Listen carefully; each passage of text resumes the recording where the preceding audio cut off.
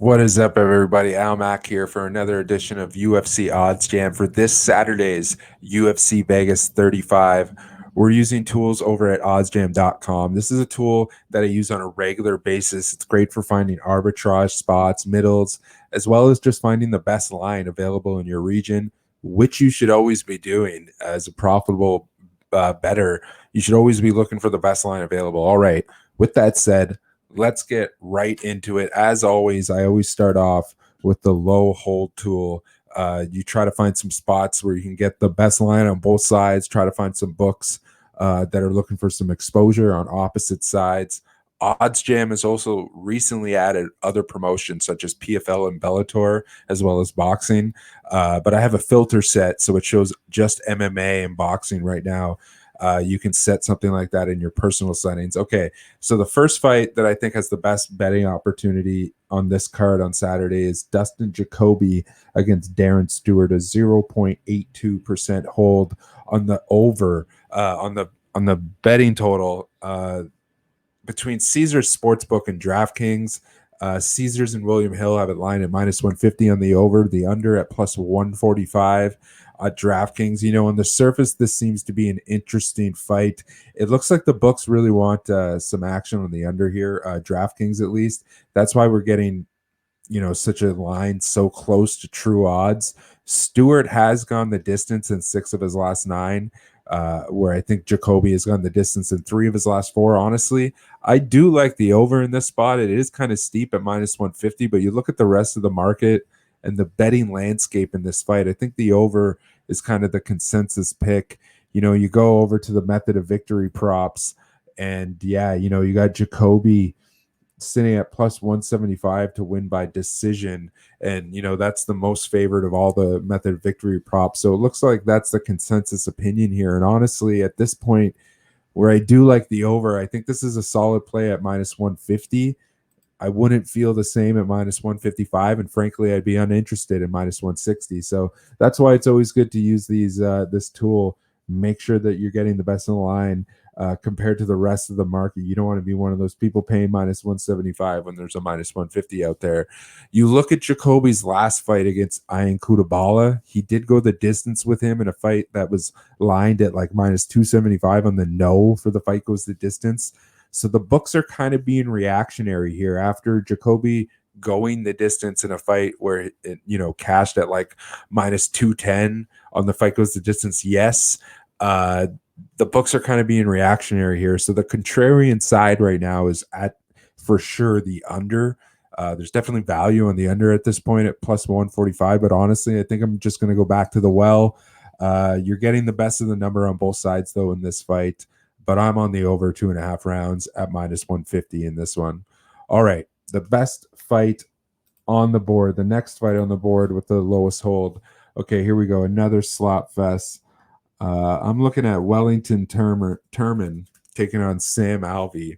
And this is another one, 1.1% hold on the fight goes the distance prop at minus 136 on the no at Fanduel and plus 130 on the yes at DraftKings. It's another fight. It looks like DraftKings trying to get some action on that yes at plus 130.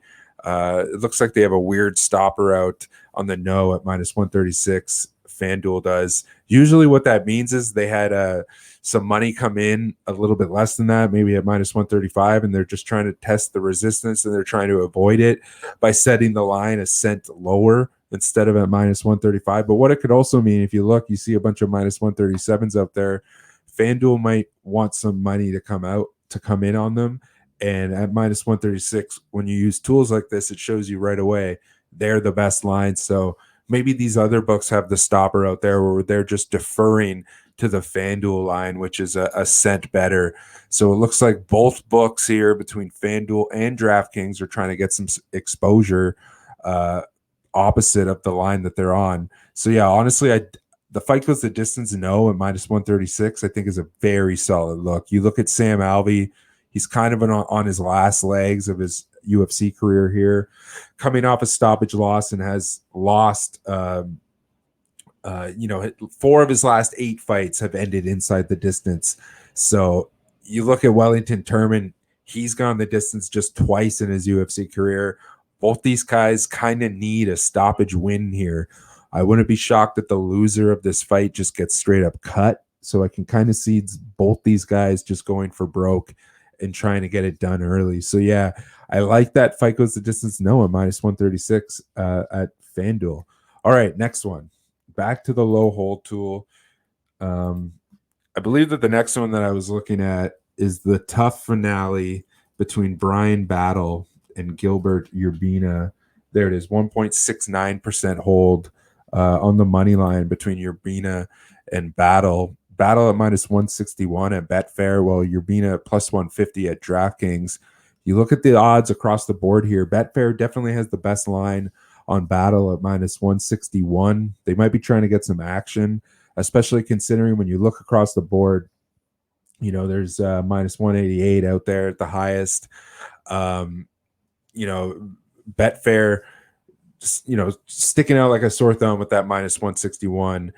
So it looks like they might be trying to get some action on Battle. I think Battle being widely mispriced in this fight. I could be wrong, but Tresean Gore knocked out Gilbert Urbina in the Ultimate Fighter pretty easily.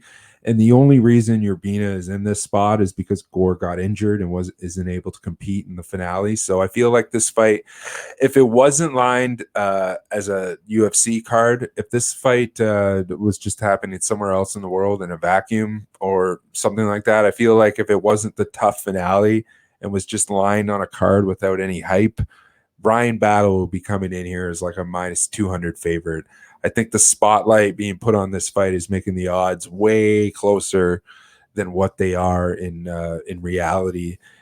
In a pretty low level UFC fight, there's nothing more low level than the Ultimate Fighter. Even the Contender Series, has some marquee names on it.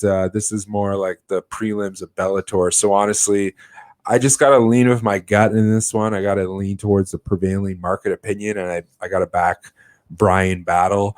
Honestly, I bet Brian Battle at minus 160 in a parlay. So at minus 161, I still advocate you could do that.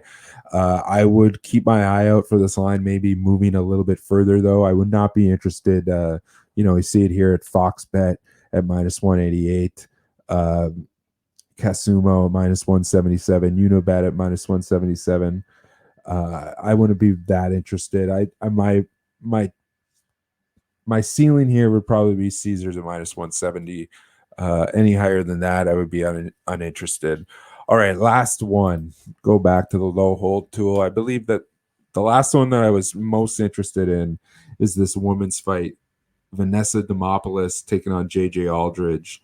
Again, the betting total here, 1.32% hold on the betting total in this one. Caesars and William Hill got the over at minus 300, while FanDuel is the under at plus 280. Okay, so this one, I actually really like the under 2.5 rounds on that big plus money at 280. Let's take a look at this line. So FanDuel plus 280, everywhere else across the board in that plus 230 to plus 260 range. So you're getting the best in the line by a lot.